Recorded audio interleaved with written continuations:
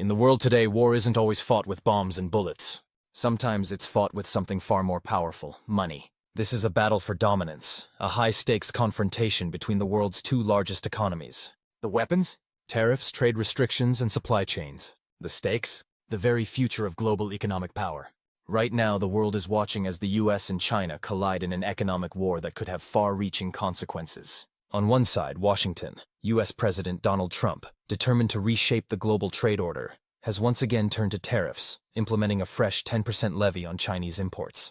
This brings the total tariff rate on Chinese goods to 20%. Trump frames it as a fight for fairness, an attempt to rebalance trade relationships and make America strong again.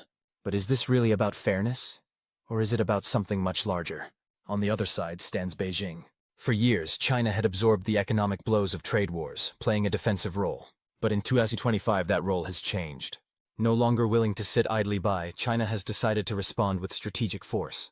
The first shot fired? Shutting the door on US soybeans and lumber, cutting off one of America's most important agricultural export markets. It was a symbolic strike, but one with devastating consequences. What followed this opening salvo was nothing short of a multi-billion-dollar escalation. A battle that would ripple through the global economy, upending industries, markets, and shifting the axis of power in ways the world had never seen before. This is more than just a trade dispute. It's a battle for control of the future. The world now holds its breath, wondering if the US will back down, or if it will press forward into a fight it might not be prepared to win. China didn't just react to Trump's tariff hike.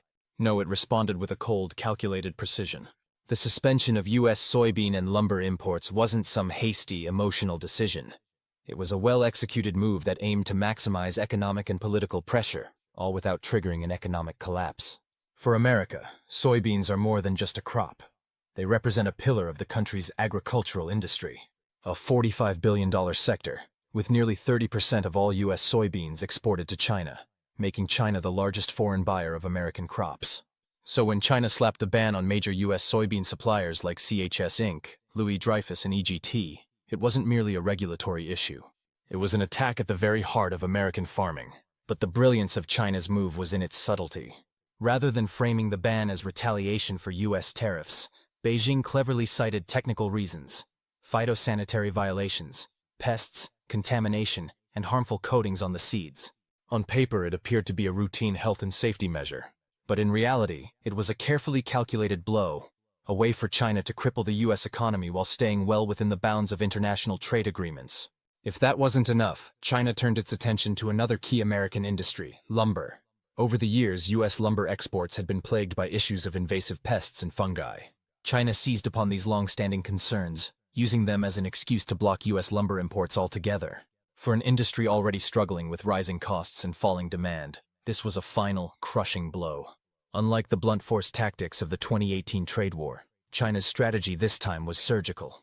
By carefully targeting key industries, soybeans, lumber, and agriculture, China inflicted maximum damage to America while leaving its own economy relatively unscathed. While the US remained heavily dependent on Chinese markets, Beijing had diversified its suppliers and bolstered its self-sufficiency, minimizing the risks of retaliation. But China didn't stop with soybeans and lumber. That was merely the opening round in a much larger strategy to hit the United States where it hurts the most: its heartland. In a devastating $21 billion tariff package, China unleashed its most potent weapon yet: targeted tariffs designed to strangle American agriculture. Unlike Trump's broad tariffs, which hit a wide swath of Chinese industries, China's countermeasures were focused with laser-like precision on US agriculture. It wasn't just soybeans that suffered. It was wheat, pork, beef, dairy, corn, cotton, chicken, and seafood. The tariffs were broad, sweeping, and ruthless, designed to cripple the very sectors of the economy that supported Trump's political base. But the timing of the tariffs? It was nothing short of genius. Set to take effect on March 10, 2025, the tariffs were timed to hit right as planting season began. This wasn't just an economic assault, it was a psychological one. American farmers, whose livelihoods depend on years of careful planning and predictions about global demand, were left in a state of paralysis. Would they plant their crops? Would they seek out new buyers? Or would they brace for catastrophic losses? For farmers, the decision wasn't just financial, it was existential. With China, the largest buyer of US agricultural goods, now shutting its doors, farmers found themselves in a state of uncertainty, unsure of what their futures would hold. The loss of this market could decimate their entire industry. But the worst part wasn't just the financial blow. It was the political ramifications. Trump's rural voter base, those in the heart of America who had helped him win the White House, were beginning to feel the weight of the consequences. In 2018, the U.S. government had issued a $28 billion bailout to appease farmers, a band-aid solution for a wound Trump himself had inflicted. But this time, the damage was even worse. Farmers, who had once been Trump's most loyal supporters, now found themselves with their backs against the wall. They were no longer asking for a bailout. They were asking for a way out of a trade war that seemed to have no end. The question now was simple. Who would they blame? Would they blame Beijing for defending its interests? Or would they look to Washington, where they had been dragged into yet another conflict with no clear path to victory? When the first trade war began in 2018, China found itself in a difficult position. Its economy was still heavily reliant on U.S. agricultural exports, particularly soybeans. But as we fast forward to 2025, that's no longer the case. China has spent the last 7 years executing a strategy of diversification and self-sufficiency, positioning itself to withstand even the most aggressive U.S. trade policies. Brazil, once a minor player in global agriculture, has become China's primary supplier of soybeans. In 2024, Brazil accounted for nearly 80% of China's soybean imports, drastically reducing China's reliance on U.S. crops. And this is just the beginning. Over the years, China has deepened trade partnerships with South American giants like Argentina and Paraguay, further reducing its vulnerability to U.S. exports.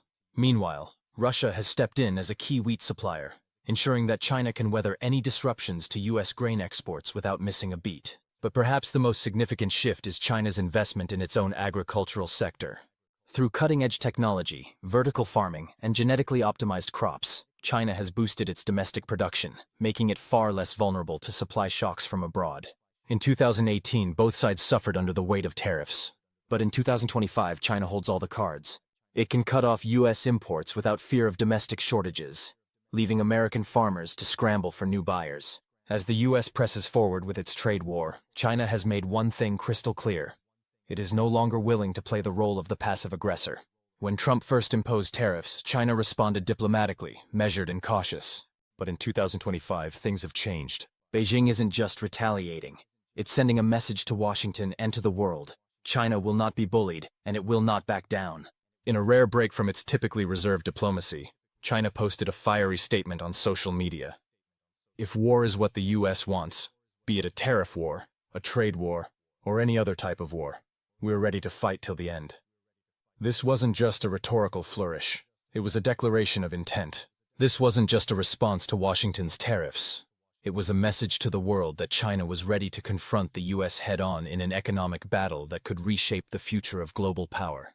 No longer would China sit on the defensive, waiting for Washington's next move. Now, it was ready to dictate the terms of engagement. For the first time in modern history, a global power was standing toe-to-toe with Washington, prepared to match every move, blow for blow. The world is watching as the U.S. and China engage in an economic war that could change everything. The question remains, who will blink first? Do you think Trump will regret his decisions? Will China emerge victorious in this new economic battle? Let us know what you think in the comments below, and don't forget to like, share, and subscribe for more videos on the geopolitics of power, trade, and the future of the global economy.